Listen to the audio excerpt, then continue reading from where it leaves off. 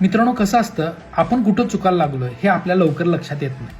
त्यासाठी ही trading psychology series चालू केली आहे. म्हणजे माझ्या अनुभवातून, माझ्या ट्रेडिंग सायकोलॉजीमधून तुम्हाला तुमच्या चुका लक्षात येणार आहेत आणि त्या चुका दुरुस्त करायच्या तुम्हालाच आहेत. मी तिथं दुरुस्त करायला येणार नाही. मी कुठंच म्हटलं नाही की मी ट्रेडिंग सायकोलॉजीचं प्रोग्राम घेतो, तुम्हाला ट्रेडिंग सायकोलॉजी बिल्डअप करण्यास मदत करतो किंवा माझा हा कोर्स घ्या, तो कोर्स घ्या, असं मी काही म्हणलेलं नाही.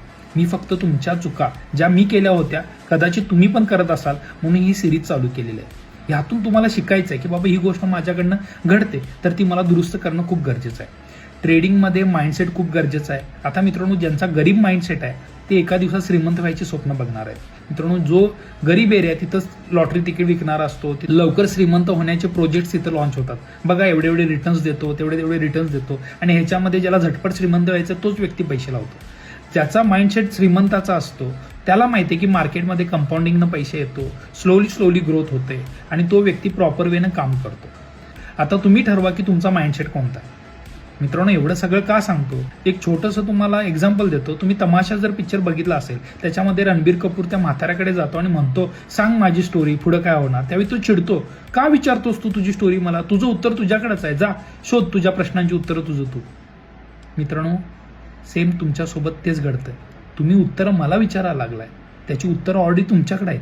तुझं आहे तुझं पाशी, परी तू जागा चुकलाशी.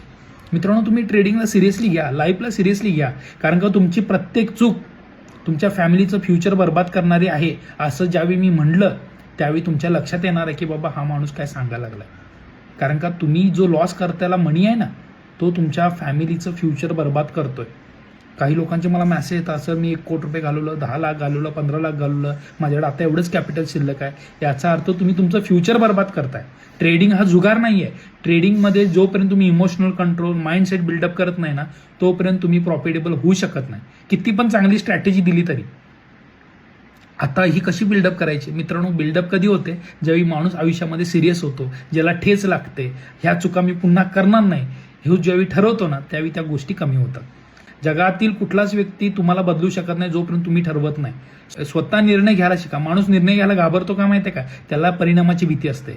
एकतर अनुभव येणार किंवा चांगलं होणार, हा माइंडसेट ठेवा आणि सुरुवात करा. बघा लाईफ कसं बदलतं. आणि निर्णय घ्यायला शिका आणि स्वतः घ्या. ह्या ट्रेडिंग सायकोलॉजी सिरीजमध्ये मी माझ्या चुका सांगितलेल्या आहेत. त्यातून तुम्हाला तुमच्यात रिलेट करणाऱ्या चुका ओळखायच्या आहेत आणि त्याची उत्तरं तुम्हाला शोधायची आहेत. मित्रांनो, ट्रेडिंगमध्ये आला आहात तर थोडं सिरियस व्हा. त्या चुका पुन्हा करू नका.